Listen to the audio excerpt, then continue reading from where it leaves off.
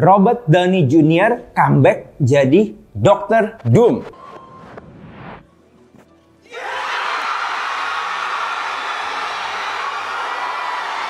Nah, kawan sekalian, baru-baru ini nih kita lagi dihebohin.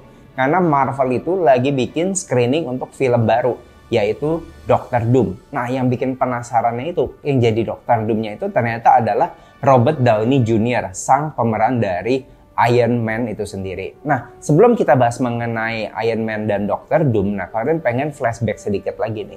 Sebenarnya film yang mau diluncurin oleh Marvel itu sebenarnya bukan Dr. Doom loh. Sebenarnya film yang mau diluncurin oleh Marvel itu adalah Kang the Conqueror. Cuman Kang the Conqueror itu nggak jadi diluncurin soalnya pemeran utamanya, Jonathan Majors, itu terlibat kasus kekerasan seksual. Jadi Jonathan Majors itu dia didakwa oleh pengadilan Amerika Serikat karena dia memukul pacarnya secara brutal dan akhirnya kontraknya tuh batal dengan MCU, Marvel Cinematic Universe. Nah, akhirnya karena batal, mungkin para tim di Marvel itu muter otak dan mereka mau ngeluncurin film apa nih yang epic untuk menggantikan Kang the Conqueror. Makanya film dari Dr. Doom ini pun diluncurkan. Nah, cuman mungkin orang-orang mikir bahwa ini sebenarnya gimmick-gimmickan aja kali ya dari Marvel, sehingga mereka tuh make Robert Downey Jr. yang notabene adalah si Iron Man atau pemeran dari Tony Stark kok bisa meranin cerita dari Victor Van Doom, musuh bebuyutan dari The Fantastic Four. Nah, cuman kalau Anda adalah penggemar beratnya Marvel, Anda tuh pasti tahu ada satu series dari ceritanya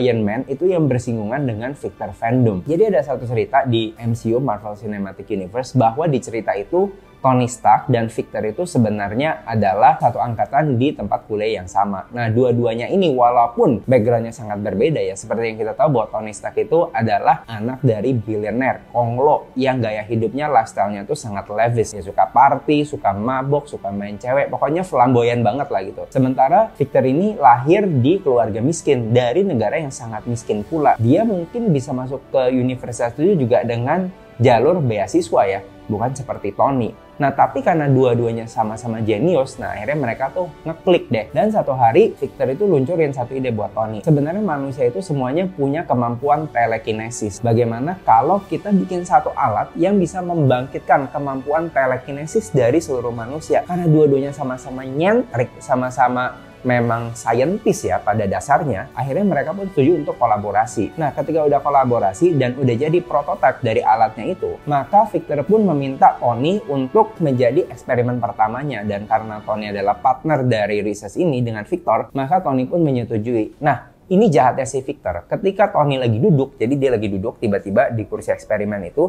tiba-tiba dikunci, tangannya dikunci, semuanya kakinya jadi nggak bisa gerak. Dan Victor pun menunjukkan niat aslinya. Victor ngomong sama Tony, Ton, sebenarnya gue tuh nggak peduli untuk bangkitin sifat dari telekinesis manusia. Itu bukan yang gue pengen. Yang gue pengen, what I want is I wanna change my life and my soul to your life and your soul. Yang gue pengen tuh adalah gue pengen nuker hidup gue dengan hidup lu. Gue pengen dapat resources lu. Gue pengen dapat kemampuan seorang Tony Stark. Dan akhirnya mereka pun tuker jati dirinya.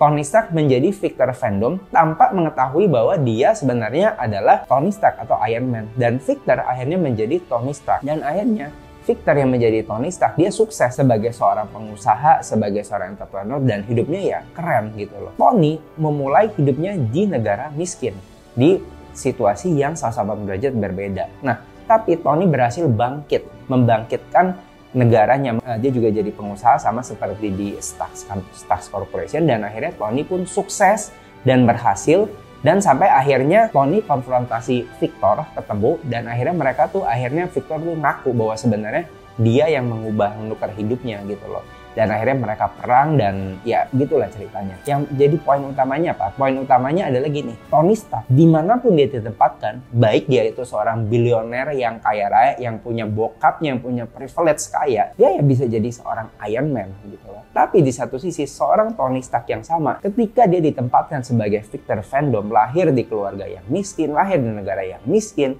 nggak punya privilege, dia tetap bisa sukses. Nah, pesan dari kalian apa? Banyak anak muda tuh, ya orang-orang yang baru mulai tuh ngeluh, gue tuh nggak punya privilege, gue nggak punya orang tua yang kaya. Kita belajar dari cerita ini bahwa kalau lu punya value, kalau lu punya kemampuan, kalau lu tuh punya karakter yang baik, dimanapun lu ditempatkan, Tony Stark is still a Tony Stark gitu loh. Lu bisa lempar emas atau berlian di tong sampah, itu nggak akan mengurangi nilai dari emas atau berlian itu. Tapi kalau pada dasarnya lu memang nggak punya apa-apa, lu ditaruh di privilege sehebat apapun, lu tetap nggak akan jadi apa-apa. Jadi menurut kalian gimana? Apakah ini akan jadi film dari MCU yang terbaru yang menarik? Dan apakah kalian setuju dengan komentar Karun bahwa your background doesn't matter, tapi your character and your ability matters? Spill kolom komen, salam cuan.